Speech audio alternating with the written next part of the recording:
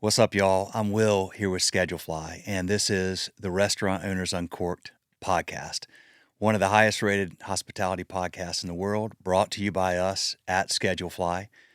We provide a very simple web-based restaurant employee scheduling software backed by legendary customer service. If you're on pencil and paper or Excel, or you're on some software with tons of bells and whistles and features you don't need or use, Schedulefly is the perfect place for you. Easy to use, point, click, and go, and we'll take great care of you. Schedulefly.com, free trial, check it out. Hey, what's up, y'all? Bob Wright, CEO of Potbelly, is on this episode. If you have a Potbelly near you, you probably love it. This is a really cool concept. Sandwiches, soups, milkshakes, but focused on delighting customers and just really cool vibes. And man, this is like a highly educational conversation and a very inspiring conversation from a large franchise organization. So I really enjoyed having Bob on here, and I learned a lot. I ask a lot of questions that are probably basic questions for some of you, but I'm just still trying to learn a lot about how the franchise business works and how to be successful in it. So I hope you get both inspiration and some education out of this. Thank you all for listening. Thank you for watching. More episodes coming soon. See ya. All right, y'all. Welcome again to the Restaurant Owners Uncorked podcast. I am super stoked for the guest we have on today. Bob, just take a second and introduce yourself. Hi, I'm Bob Wright. I'm the president CEO of Potbelly. It's a pleasure to be with you. Pleasure to have you here. You have got quite a track record in the hospitality industry. I did my prep. The only question, all right, so we're just going to have a conversation about hospitality and your story, and then really you focus on Potbelly and where y'all are now and where you're going. But the only question I always ask everybody to start off each episode is, when and why did you get started in this wonderful, crazy world we call hospitality? My first role was really the beginning of my career. I was 19, freshman. I just finished my freshman year in college. I promised myself I'd be doing something that summer where I was earning tips so I could make the most money possible. And I really, tried to get a job as a waiter, and just, I guess I didn't interview well or what, but the day of my deadline, which was May 15th, I said I'll be working somewhere by May 15th. I went into a Domino's pizza shop in Houston and asked if they were hiring, and they were. And I started there 12 years later. I was still with Domino's. I'd done a number of things, moved up in the corporation, and just never really looked back. I loved it. I thought I was going to go to college to be an attorney, but I truly believe that God just had a different plan for me. He really thought that maybe practicing the art of serving other people for a living might have been the better thing for me to do. So I've been practicing for about 37 years now, trying to get good at it. Yeah, well, you've clearly learned quite a bit and gotten very good at it. So you've been with several different brands over the years, and I'm curious, what stuck? Like, you started, you needed a job, you started with Domino's, and then you've been doing this ever since. Like, what was it about hospitality that just hit home, particularly for a dude who was thinking about being an attorney? You know, I uh, I I just love the people. I mean, I love the people that I worked with. I love the notion of the service. I really loved the business. I was fascinated by the restaurant business as a customer when I was a kid. We didn't have a lot of money growing up, so eating out was not something that happened every week in our house.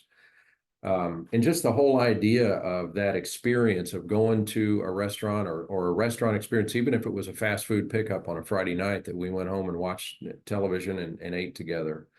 I was really, really fascinated by all aspects of it. And when I started with Domino's, they were very early in their development phase back in the late 80s. And so, franchising like crazy. Every manager that I spoke to in the Houston market was talking about becoming a franchisee. And then I talked to franchisees who were franchisees for the last 3 years after they'd been managers. And I thought, what an amazing opportunity. This growing industry doing what turns out I love to do, making food, serving people, working with other people, hiring, developing them, and the business itself was really rocking. Through the 80s, 90s, and early 2000s, the chain restaurant business, and particularly the franchise chain restaurant business, just exploded. And so, it just kind of, I think, was a combination of things that I got excited about. Well, you mentioned, serving others. I mean, that's what, hospitality really is at its core, is taking care of people and serving other people. And so you now have, well, I guess, multiple constituents that you serve, your employees, your team, your franchisee, as well as the guests. Potbelly. Actually, I want to read this to you because I want to see. I've gotten like obsessed with ChatGPT, right? So I go in there and I'm like, "Tell me about Potbelly." I want to see if what ChatGPT says gets this right. It tells me Potbelly Sandwich Shop, commonly known as Potbelly, is a fast casual restaurant chain that specializes in toasted sandwiches, etc. Founded in 1977 in Chicago, Illinois, Potbelly started as an antique store that eventually began selling sandwiches to customers. The concept became so popular that it transformed into a sandwich shop, and then it talks about some of the menu highlights, but then it talks about what I found really interesting, and I want to get your thoughts. It says the Potbelly vibe. Mm-hmm. And it says Potbelly stores often feature a warm, quirky, and retro atmosphere with a welcoming neighborhood vibe. Many locations offer live music performances contributing to the laid-back ambience. And then it just says expansion that looks like you guys have got over 400 locations and so forth. So how did ChatGPT do there? It did really well. I mean, that's a great description of the brand, the history of the brand. It's really a cool history. Peter Hastings started. He tells the story. He went out one day, thought he could expand the sales of his antique shop if they also sold sandwiches. And they had these Potbelly stoves. Part of the store was heated with a Potbelly stove. That's still shop number one. It's still open today, selling sandwiches. That's Yeah, awesome. it's really cool. And he operated as one location, got so good at selling sandwiches. There were lines out the door. People just knew it was this one little spot, this joint, this institution that you could go visit. And the vibe was part of it.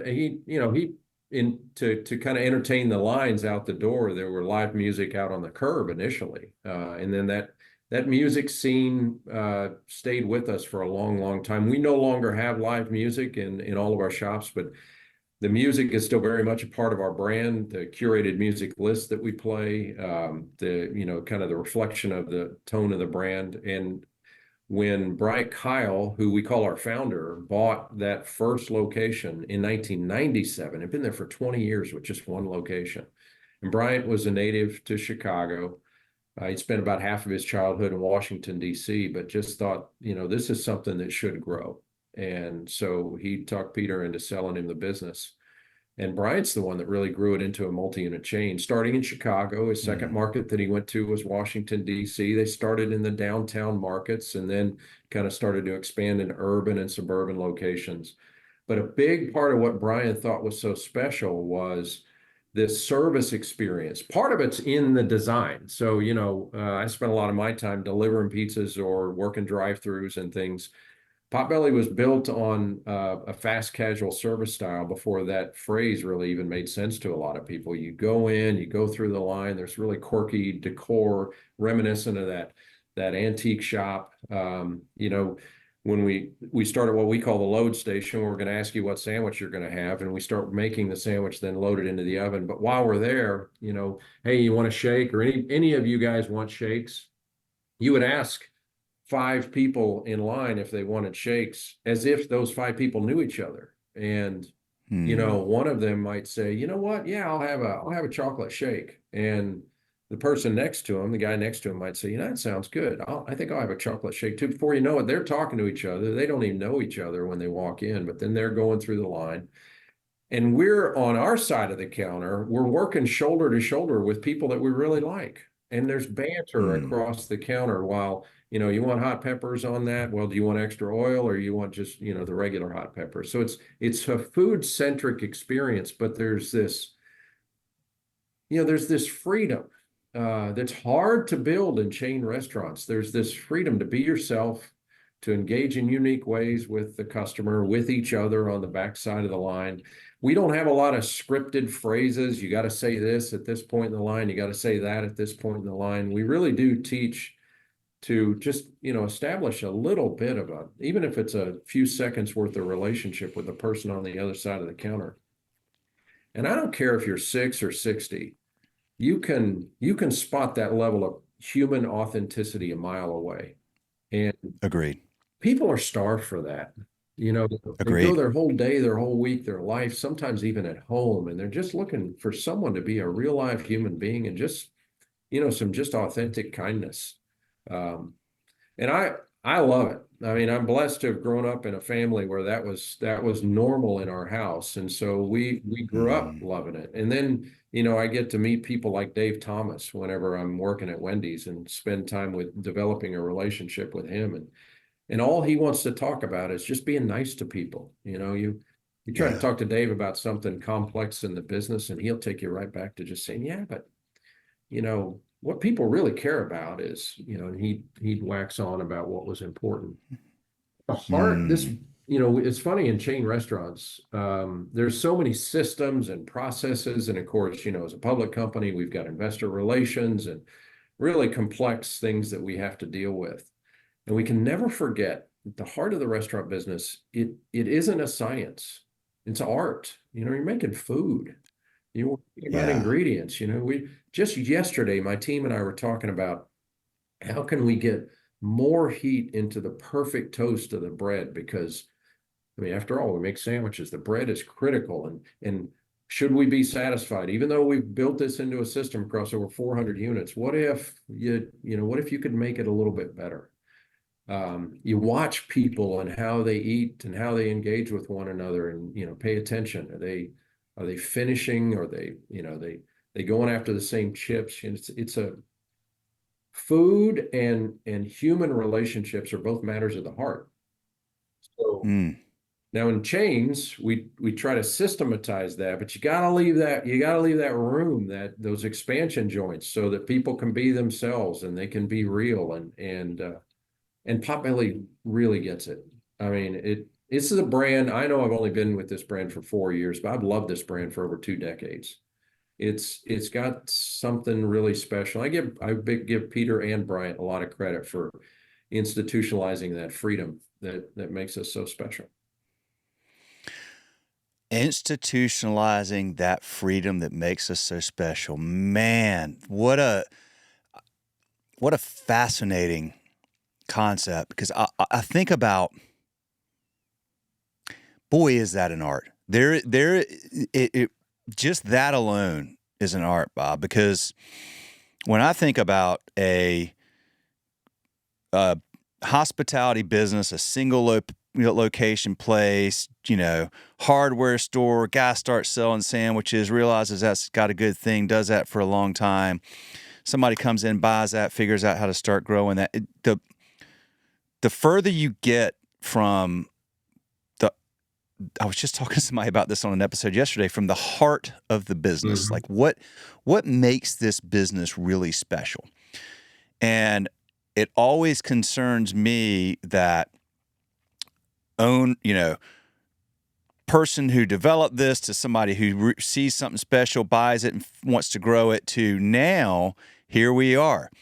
I love hearing you talk like this, because I've come in. Okay, he's the CEO of Potbelly. He's been there 4 years. He's been at Wendy. Like, I think massive growth, spreadsheets, probably stripping out costs. Like, I'm just being very, like, this is what you normally see. And then this thing that was so great is like this there's no heart in it anymore. And like, there's brands that have, in the sandwich space, that Absolutely. do toasted, that have come and gone because everything became numbers and spreadsheets, and probably investors that don't really get it, and private equity who's like, we have to focus on the expense side of the balance sheet. And then it's like, well, then this thing just comes apart, because, to your point, hospitality, once you remove the soul and the humanity and the authenticity from it, we are flat out starved for that, man. Like, everywhere these days. It's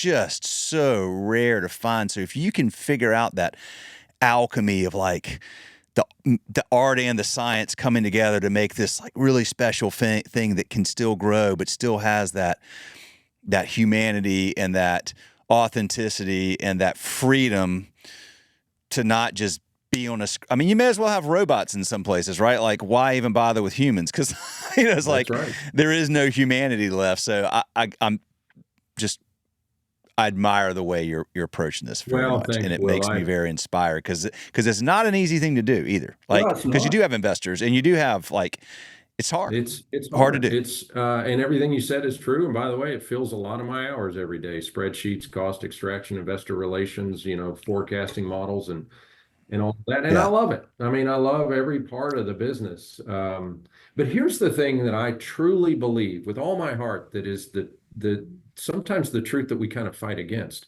You see, I I believe every single human being is incredibly special with God-given talents and contributions that they can make that actually make the business better.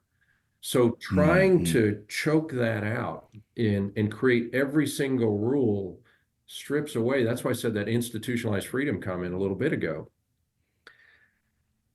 I firmly believe when you get down to the human element of business, we as human beings do a lot better with boundaries than we do with rules. Just give me the boundaries and then let me be my very best self inside of those boundaries. Fine. I can't go yes, that far. You won't let me do that. I do expect our managers to collect for the food when the customer gets to the end of the line. There are boundaries, but within those boundaries, what I care most about is you just being the best you can possibly be. And as much as yeah, people are starved for that if they're receiving the service, if you're on the delivery of the service, I believe you got a lot of people out there that are starved for that too, to say, wait a minute, you trust me to just do my best? You believe that I can make great decisions? You think that I'm special? Um, that's we got a lot of people that aren't growing up listening to that kind of language, and I actually do believe it. And now we have to hold people accountable. If we don't perform, we're going to have that conversation. By the way, that's part of that relationship. And I have sure, very high expectations for performance. Just ask my team. But the cool thing about these sort of human elements to the food business is they thread through it all. Our franchisees, at the heart of being a franchisee is to have a lot of freedom to run your own business, but there are boundaries because the brand has certain standards and expectations. You got to buy certain products. You're only going to build the shop a certain way. But once you've done that, I mean, franchisees are the best operators in the country. Because they put their heart and soul into it, and they hire great people that they believe in and they trust. Now, the world's not perfect. I'm not Pollyannish. I mean, some of the worst operators in the restaurant business are franchisees, and shame on the brand who doesn't address that. Shame on the yeah, leadership in the brand who doesn't deal with that because those people that are out there swinging for the fences every day, whether they're our general managers or district managers or my senior leadership team, if I don't do the right thing and manage the problems when they come up, then I'm putting those folks at a disadvantage, and frankly, I'm not doing them the best service, and I expect the same thing throughout the organization. So um, I guess that's why I love it so much. It's you got to work both sides of your brain all the time. but yeah, you got both sides of your brain. I love that. So okay, so today, how many of your stores are company owned? How many are franchise? Yeah, when I got here, about 90% of our units were company owned. And traditionally, especially under Bryant's leadership, it was a company owned development model. They had just started franchising under the previous CEO's leadership, and we had about 10% of the units were franchised. They were smaller groups, one, two, three units apiece. Today it's 15. I stated publicly about 3 years ago, I believe this is at least a 2,000 unit chain in the US, in the lower 48, in fact.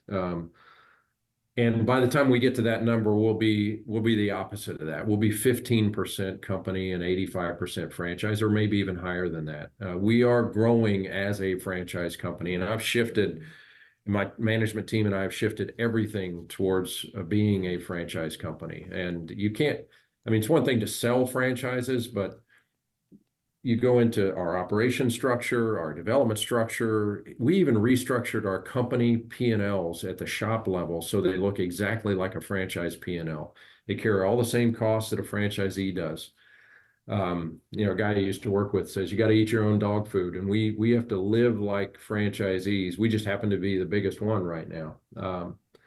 And we're having a lot of success. The previous quarter, we announced we have 663 units that are either open or committed, and almost all of those commitments are franchise commitments, multi-unit deals with people with a lot of experience in the space.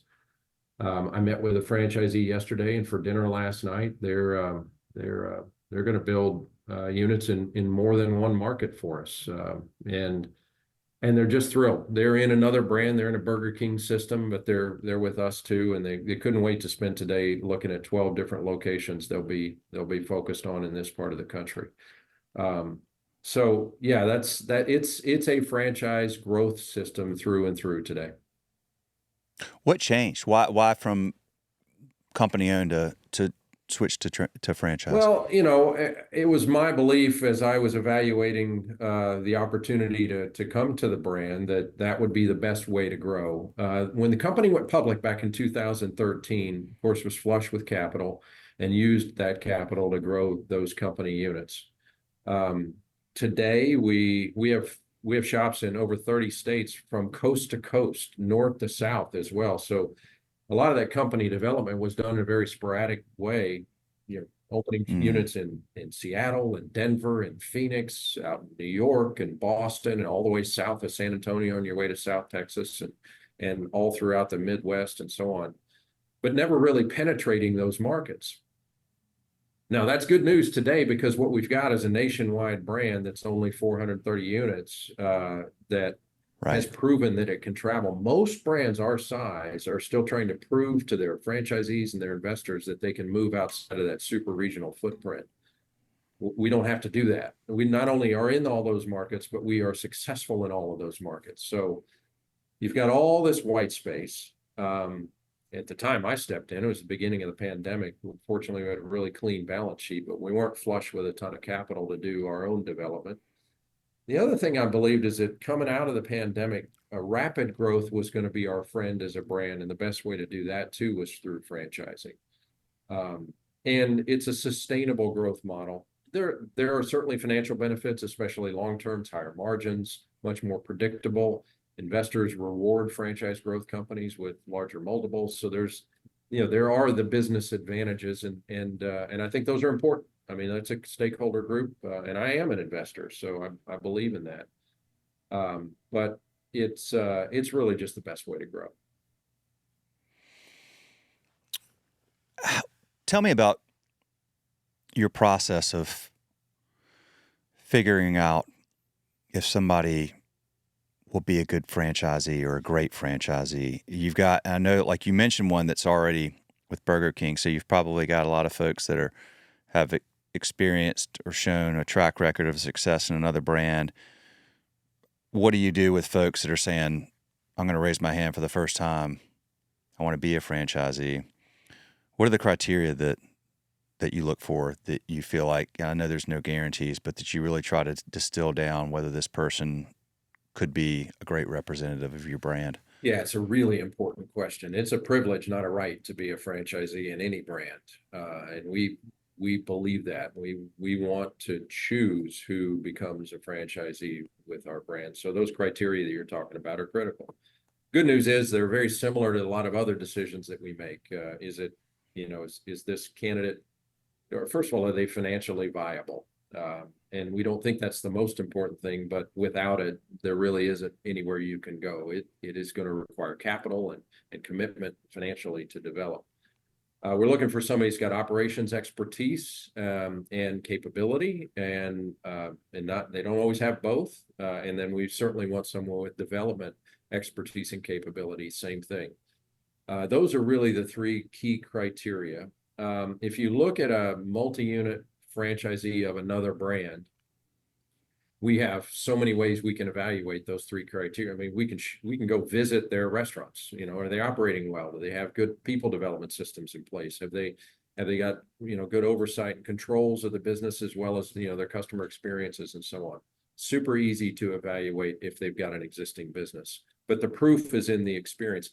Some are multi-unit franchisees who've never developed, though. There's a lot of franchise to franchise transaction activity out there. Franchisees are buying businesses from one another for the sake of buying the earnings, but they really don't have the experience of developing and finding real estate, working with construction and engineers to go ahead and build the business.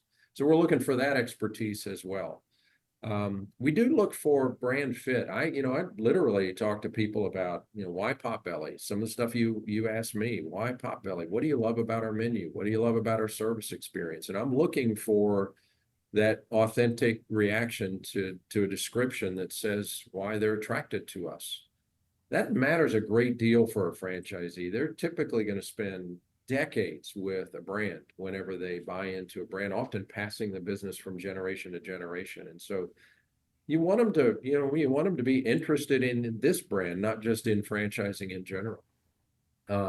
We obviously have systems and tools, and some of those spreadsheets that you mentioned, we're going to do those evaluations in a rigorous way, in a consistent way. But those are the basic criteria. We're drawing franchisees from existing brands. There are a lot of QSR in particular, Burger King, Wendy's, Taco Bell, Pizza Hut, that would love to add fast casual to their multi-branded portfolio. They like the future of fast casual. They like the growth of it. They love the operations. It's an operator-friendly model, far more than drive-through or delivery is. And so many of them, as I mentioned, they're family businesses. They may have a growing family, and they're looking for another business to maybe put in the hands of one of their other family members. So we make a very nice additional brand. And then there are some that maybe have a lot of development experience, maybe not a ton of restaurant operating experience, but maybe they've operated a number of businesses. Those are very great. They're great franchisees too. In fact, they can often be the fastest developers because they really understand development. But they will even tell us, I want to partner with an operator, maybe an equity partner that's got 10, 15, 20% of the business that's going to help me really run the daylights out of the business too. And so it's usually a combination of those skills. We have franchise with someone who's got all of that expertise, but they needed an investor. And so they bring some equity investment into their deal. We vet the investor as well, but it's usually that combination. And I tell you why us though. That's, what do we choose? I tell you what we also care about. Franchisees are looking for, why would they choose us? We've got great volumes, 1.3 million average unit volumes in the fast casual, and especially in the sandwich space. They're the envy of that section. Really good margins. We talked about last quarter, our company margins are approaching 16%. Our sales to investment ratio, which franchisees pay very close attention to, the annual revenue versus the cost to build the location, we're at about 2 to 1. Drive-through QSR is like 0.9. So, if you spend $650,000 building a Potbelly that does 1.3 million, the return economics on that, given our sales volume and our margins, look very attractive compared to other options that franchisees have. But one of the big ones is they love the brand, and they love the white space, and they love the sector. There aren't many, it's hard to name one actually, a fast casual concept that has our volumes, that has our unit level economics, investment and operating economics, that has this kind of brand powerhouse strength. People love Potbelly. And wait a minute, you're selling 10, 20 unit development territories where I can have exclusive development rights over a certain market. Not a lot of choices that fit all of those, check all of those boxes for franchisees. So we get a lot of interest, and we can be selective, which is great. That's a good position to be in, and that's a very compelling value proposition. You mentioned that it's more operator friendly than delivery and drive-through. Help me out with that. I'm not questioning that. I don't understand that. Why is that? Yeah, no, I'm happy to. It's one of the things I love about this new home I have here at Potbelly. Look, drive-through QSR with menu expansion, with labor constraints, with all the technology, all the equipment that's necessary. You think about hours of operations now, even my former brand open for breakfast, open till 1 or 2 o'clock in the morning. The Mm, management complement that you have to oversee that, the airborne grease from the fryers and the grills and everything else. Everything I just mentioned, you won't find a lot of that in Potbelly. We're a lunch and dinner concept. We do not have fryers. We don't take 2, 3 hours to clean everything before you leave and go home, where you kind of high five the person opening for breakfast the next morning on their way in. Um, right. I was in a shop last night before I met with those franchisees, and the manager of that location used to work in full service, where we had a bar, and all the issues that that brings with your employee base and your customer base, and the service staff that were fighting over tables and everything else. He's been with us for about 5 years, and I was still at the shop when he was ending his shift and heading out. His name is Matt, and said, "Hey, Matt, thanks a bunch. Great day. Great to be with you today. We'll be out of here shortly." He goes, "Well, hope it's okay I leave you guys, but my daughter's got a soccer tournament." Well, I know this guy, and he hasn't missed a soccer tournament or a soccer game in over 3 years. And he went just as many years in his previous role where he never got to go to a soccer game. And so, Yeah. when you're thinking about, as a franchisee operating a business with managers with that level of satisfaction, with the ability to staff, with this fun environment where we get to select our staff in our shops. In QSR, and I'm just speaking from my own experience, I'm not knocking the industry. Some of my favorite people are QSR franchisees and Yeah. operators, and I spent decades doing it. But you're not able to be nearly as selective, because you got to get staffed, and you're not necessarily drawing the same breadth of potential talent that's coming in. So franchisees in their hearts are often operators, and they see those differences, and they're excited to have a chance to. I'm not going to say it's easier, it's just different, and some of the Yeah. complexity really just doesn't exist here. How many franchisees, not franchise location, but how many franchisees do y'all have? Oh, let's see. We're signing all the time, so we're between 50 and 60 now. How many locations does an average franchisee have? And I guess that number may grow over time, but Yeah, I don't evade your question, but because we are where we are with development, our franchisees are signing multi-unit development agreements. We call them shop development area agreements, that range from, on the low end, around 6 units, on the high end to maybe 16, 18 okay. units. And our philosophy is this is rooted in my experience and the rest of my team's experience. We don't want to sign development agreements that both the franchisee and us as a company, aren't confident the franchisee can complete in 8 years or less.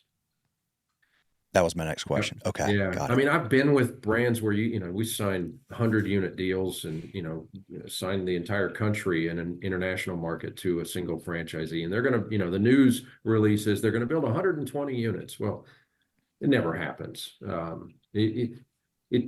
There's a pace that you can keep. And if you're really good, maybe you can build 3 or 4 a year. But our expectation is that if you sign a development agreement with us, you're going to build a unit per year, but no more than 8 years. So that 16-unit deal I told you about would get 8 years. They're going to have to build 2 a year. Now, I'm really evaluating that development capability for that Mm, franchisee to be able to fulfill that. And many can, but we've got a franchisee in our system that at one point had 76 Domino's pizzas. We got another one that at one point operated a QSR chain of over 200 locations, and they built most of those. So when they bring their team to the table and say, "We know how to develop," I know they know how to develop. I've seen it. But you know, somebody else might have real estate experience, got great operations experience, got the capital, but they say, I'm more comfortable if I bought off a 6 unit piece of Orlando, or you know, a smaller part of, you know, a market in the southeast somewhere. And we will craft that area for them. We also map it to include targeted trade areas within their exclusive territory. And we help set them up with brokers. So they start looking for real estate in all of those trade areas at the same time, trying to help them get started. So yeah, our average franchisee is building 1 to 2 units a year. Okay. And do you have franchisees that go into markets where you have company owned stores? Like, do you enable them to bring those into the fold too, or Yeah. is that part of that process on Yeah, occasion? it's a great question. The history here was, once we entered a market as a company market, we would never let franchisees come into that market. I never have had that experience since my early days in Domino's in the 80s. Even Houston, which was, you know, a heavy company market, it was commingled with franchisees too. And so, yes, we are bringing franchisees into. We have shops in Dallas and Houston and Austin and San Antonio and Phoenix and Denver. We still have shops in Portland, and I absolutely welcome a franchisee into that market. Our founder, you heard me mention Bryant Kyle. Bryant and I talked to each other before I took this job and kind of struck up a relationship that both of us enjoy. Bryant became a franchisee. He and his son are now franchisees in Washington, D.C., which I told you is one of the market. You know, he spent time there as a child, and it was the second market that he invested. Well, we share boundaries in Washington. So we still have company shops in Washington, and he's got his franchise shops, which we sold him some, but he's developing even more than we sold him. And then across the river in Virginia, we still have company shops. So we absolutely, I think we all get along really well, and we should build out these markets and finish the development that we know we're not going to do. We're going to do that through franchise growth. How many do y'all have? A bunch of locations in the Carolinas? We don't. We have a few, but we don't. We've still got plenty of franchise development opportunity in the Carolinas. Yeah, I'm in Charlotte. I mean, I know you've got at least one here. I've been to the one. There's one uptown. I have a friend, by the way, who's in Atlanta. Told me today that Potbelly's her favorite sandwich place, favorite brand, loves it. Went on and on about how great. I was saying I was, coming to do this, and Well, she was telling me how much she loves she Potbelly. should call us. We just sold our very first multi-unit deal in the state of Georgia. It's in Atlanta, no surprise. But it's not for the whole market. So yeah, we literally just began. We don't have a single Potbelly in the state of Georgia, but we're well on our way. We've in fact, I spoke to that franchisee recently as well, and they've got a beat on 3 leases. So they feel like they're ahead of the game with what their development commitments were in that market. I wonder, she must have. Well, you're in Chicago. She was in Chicago a while. I'm assuming that's maybe where she got dialed in. But she went on and on. Is that right? Are you in Chicago? Yeah. Yeah. Home She office must have is in gotten it. Chicago. She was elated. She's like, "What? Oh my God, I love that." Blah, blah, blah. And went on and on about how great she thinks your brand is. Well, so one of the things I wonder about, and I'm gonna. There's this issue that seems to arise sometimes in certain brands, and gosh, you've been in multiple ones that have large franchise audiences. But you hear about these issues where the franchisees get frustrated with the franchisor. What causes that, and how do you mitigate? I mean, it's probably impossible to ever, make everybody have it. How do you solve for that, Bob, and try to mitigate that challenge? And I know of one brand, I won't say it, but literally there is a franchise association for this brand that like 80% of the members joined it, and they are now suing the franchisor. I don't know if that's public, so I don't want to say whatever, but I'm like, oh my God, really? Yeah. It's, Yeah. that's where I started to learn about this stuff. So I'm just curious. You obviously know that relationship can be adversarial. How do you mitigate that? Yeah, look, I think you're absolutely right. There's plenty of that history in a lot of brands, and it to me, when the management team starts to focus on what the brand can do for them, what the franchisees can do for them, what the business can provide for the investors, and they don't recognize that they have these other stakeholder groups that need their care and attention and focus as well. uh, those are the times that, sometimes you see the franchisees not getting the proper attention. And what does attention look like? If sales are down, franchisees are looking to the brand leadership to understand the consumer, understand the marketplace, maybe consider some different options with marketing. Maybe sales are up, but they're doing it in such a way that they're driving profits down. And franchisees need that cash flow. In many cases, they've borrowed some money to build their units, or they borrowed money to buy the units, and they're not greedy people. I mean, my experience is they're very eager to invest in their business. They live modestly compared to what they could live like given their cash flows and so on. But they've got their family fortune tied up in these businesses, and if they feel like their businesses are being treated in such a way that they're being financially harmed, then they want to get the attention of the leadership to see if they can right that ship. The other thing they get exercised about is if there really isn't care for the brand itself, because they understand that their value is rooted in the strength of the brand.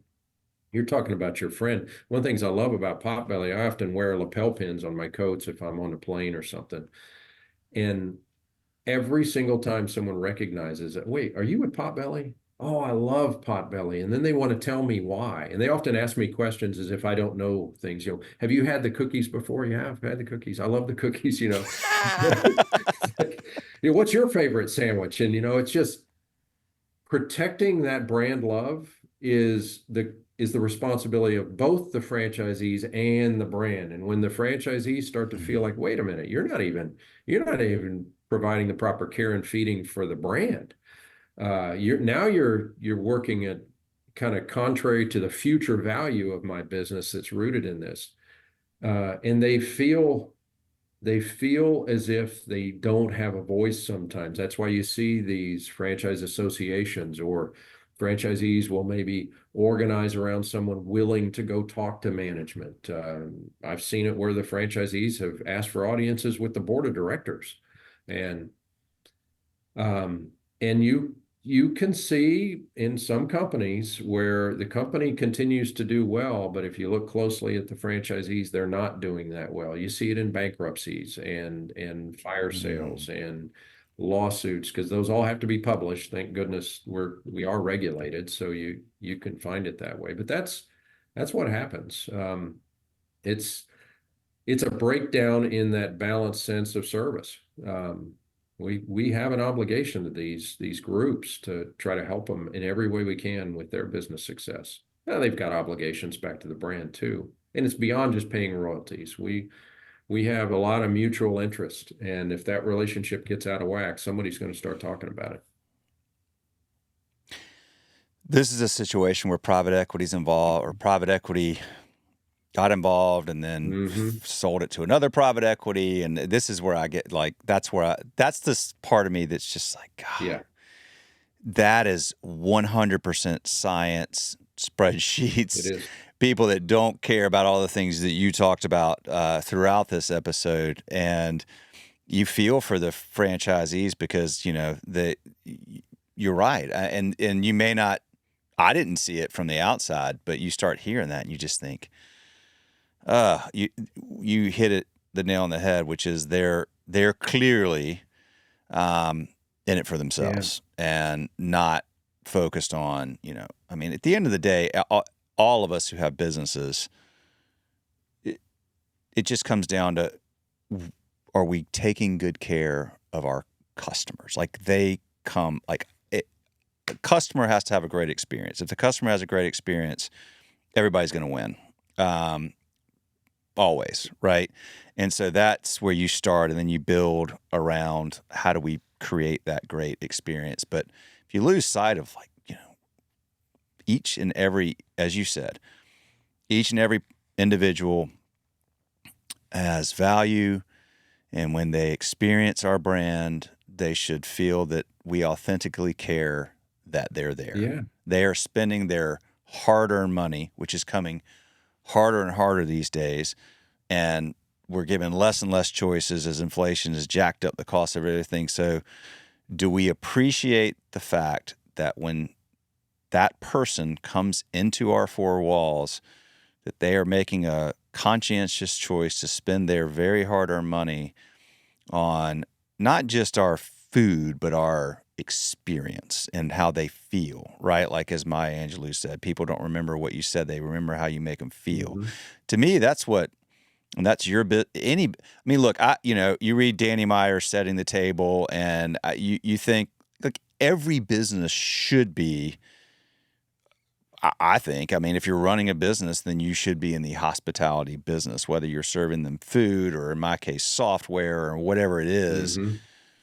Hospitality is the core of any great business, right? Like, that's what makes a business special, because the customer says, maybe it's conscious and maybe it's subconscious, but they just know they feel good Mhm. when they interact with your brand. Mhm. And what you said at the beginning of this is we're starved for that. We're starved for that in, like, every domain. Mhm.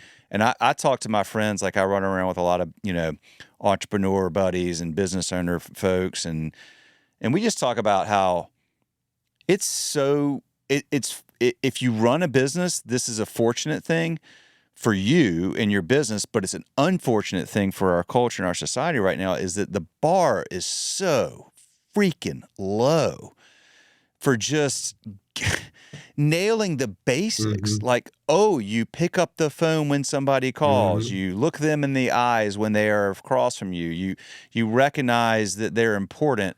The bar's so low that if you just get the basics right nowadays, you're like, oh, this incredible brand where you're going, but we just do the normal things that are common sense.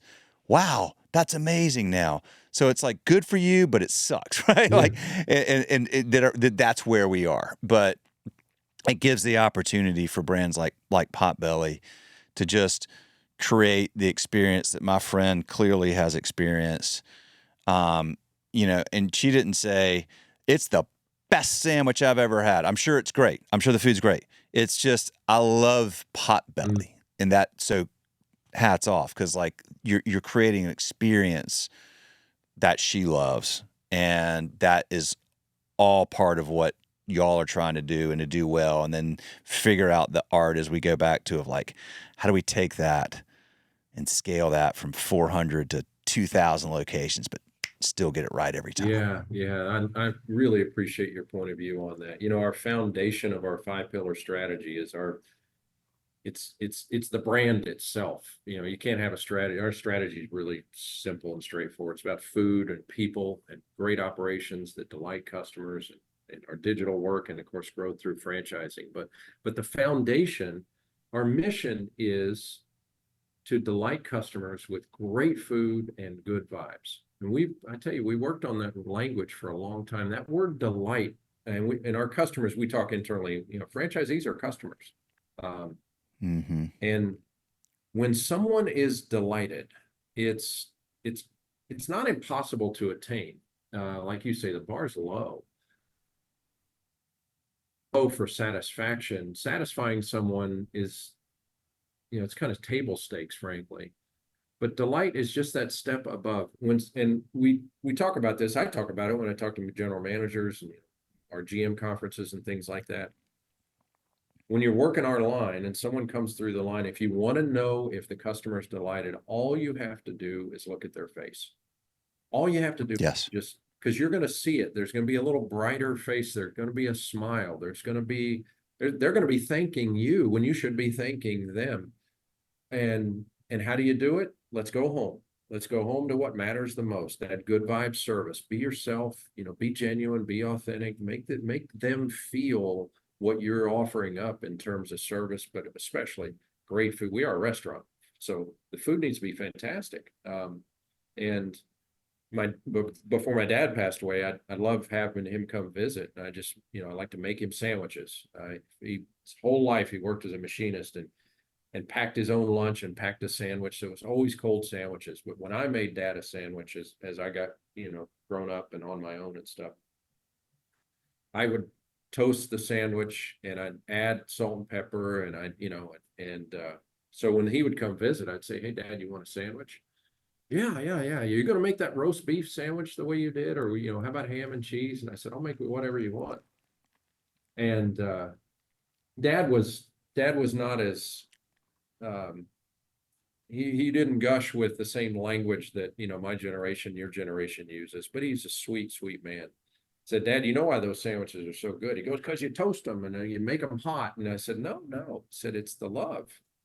I said, "That's the secret Yeah. ingredient. That's why it tastes great." And it was a great sandwich. I love cooking for people, but that is the essence of what you're trying to accomplish. And if you remember that, in a lot of ways, my investors are customers. I understand what they're looking for in this relationship, and I think it's my responsibility to try to deliver that. Same thing with franchisees. It's just not a complex business. It's not a high wire act. Everybody kind of understands what everybody's looking for. I don't care if you've ever worked in a restaurant. You get what we do. We're back there with bread and meat and cheese and soup, and people are familiar with the concept. But it's our desire to do it in a way that delights you, that shows up on your face, that makes you smile and go, that was good.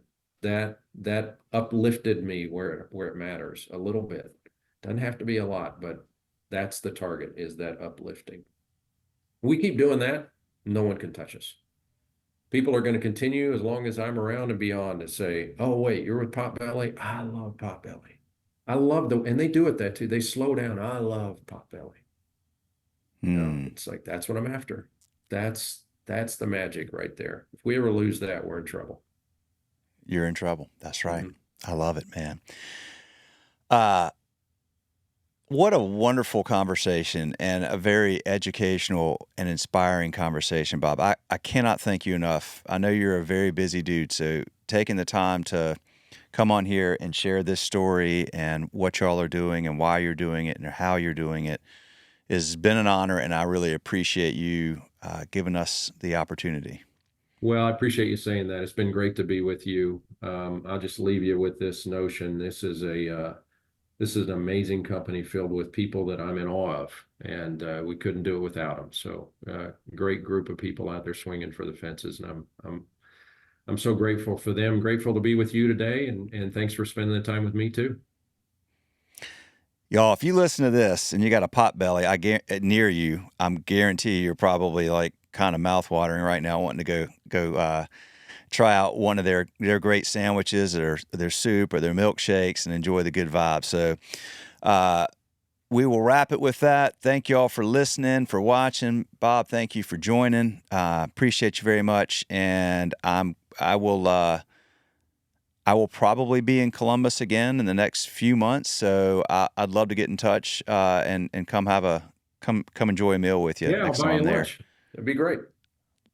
All right, take care. Have a good day. Tell all your team at Potbelly thank you, and I'll be in touch. Appreciate you. Take care, Will. All right, see you.